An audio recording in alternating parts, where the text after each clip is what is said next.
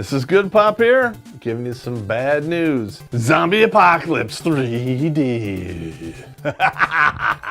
Who am I kidding? We can't afford that shit. I'm gonna cover some stuff that's quite scary and feasible. And normally, people don't like sequels, but you keep paying for these, so here you go. So pull out a pen and paper, turn on an internet connection to Google this, and put on a diaper to catch the shit. With that being said, winning, let us begin. Yeah. If you're a particularly disturbed individual like me, and you don't sleep, you can Google nuclear security nuke map. And this particular tool allows you to put in any city in the world on a map, and then you can pick the type of explosion by megaton that will take place within that city, and it shows you the instant kill, the wounded rate. Why are we even talking about this? It's just depressing. I'll tell you why we talk about it. Because it's ridiculous. Beer, yeah, nukes, no. I've spent weeks Googling, doing deep well internet searches, trying to find a number for the missing nuclear ordnance after Russia or USSR fell in 1991. Now listen, this is not a new subject. We've seen it before in movies like in True Lies. There are missing weapons. And these numbers that I found are between 50 and several hundred. That's pretty scary. Those weapons today, if not maintained, are probably useless, but some of them might not be. And we're talking weapons grade uranium and plutonium, and they are very, very dirty. And they're called that for a reason, because they have very dirty results. In 1991, when the USSR fell, they had 27,000 nuclear warheads in their possession. And they had enough weapons grade plutonium and uranium to build 3 times that amount. The nuclear warhead used on Hiroshima, which is nowhere near the power of most of the nuclear ordnance that we use today, killed over 150,000 people, just like that. Unknown is the amount of weapons grade plutonium and uranium that's missing. They don't even know where it is, how much they had, or who has it now. Pakistan is now a nuclear nation along with India, and that region is now in open conflict with ISIS. Yeah, hey, if you want to know about ISIS, you can go to Amazon and buy their flag, but you can't get a rebel flag. Now listen to all you social justice pussies and liberals out there. Stupid. Buy yourself some Desitin so you can kiss my ass. And I just had me some Del Taco for lunch, so I hope you're hungry. Beans and cornbread, baby. Beans and cornbread.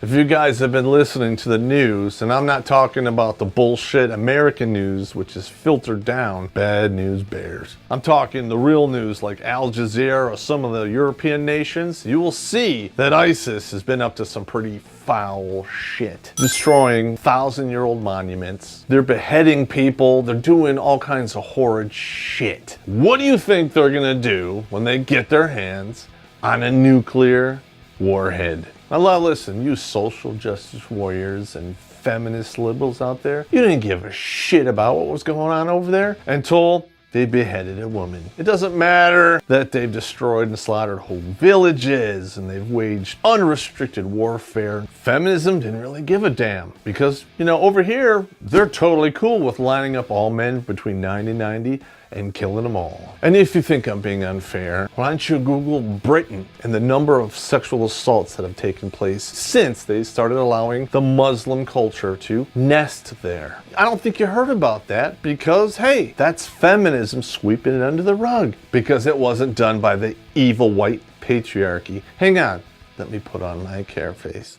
Now I'm done. Social justice warriors and radical feminism, epic failure. Hang on, need a beer. Davy Crockett tactical nuclear warhead. That's a 20-ton tactical nuke with an instant lethal radius of 200 meters and a fatal radius of 1/2 a mile. And that was built in 1952. If you can imagine that epic fury being released in some major populated areas such as New York, LA, San Francisco. You can't imagine that because if you go to nuclear security nuke map, you can actually look at it yourself. The casualties would be monumental. Oh, yeah, you're in the I don't care mode and the world. Well, guess what? The world sooner or later is gonna fuck you. Edit that out. Before you guys out there start accusing me of being a conspiracy therapist and wearing a tinfoil hat, I want you to do some simple Google searches for tactical nuke, Yemen, Syria, and Ukraine. You will see some scary ass shit. I'm not gonna tell you they were tactical nukes or not because I was not there with the Geiger counter, but they look bad and they look fishy. But I've been in the military for 30 plus years across 3 wars, and I have seen things blown up.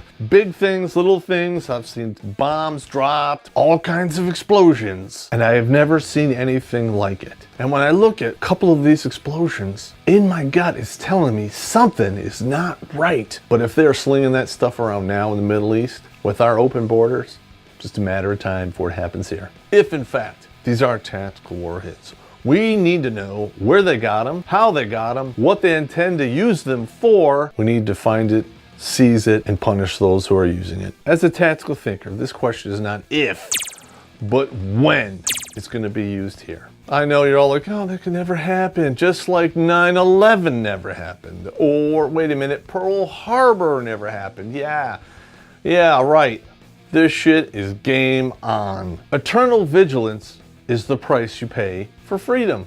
And you know what? I don't really see a lot of that today because everyone's watching cat videos or playing Candy Crush, you idiots. And you're wasting your time arguing about what flags can be flown at what states or what shows are on Nickelodeon.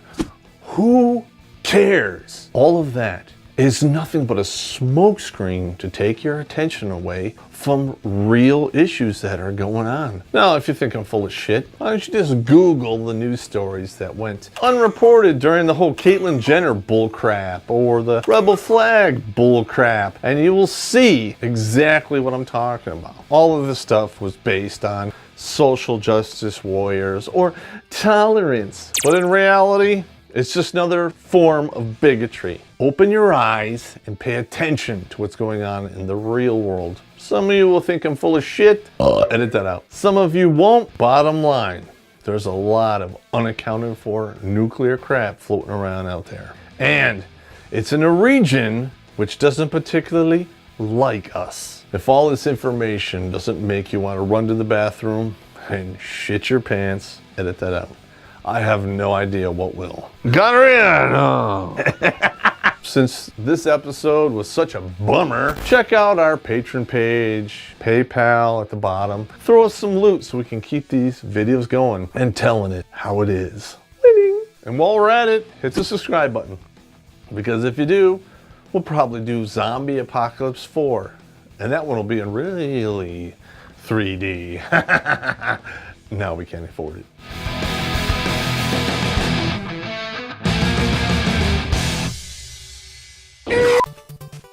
The feminists out there didn't really give a damn what the ISIS was doing because they were killing whole villages, whole regions, lining up men between 9 and 90 and killing them all. Didn't matter to the feminists. But wait a minute, behead one female, now all of a sudden the feminists are game on. Also, you know, on a good note, a lot of the Western nations have been given the go-ahead to start attacking ISIS. It only took, 18 months, you losing bastards.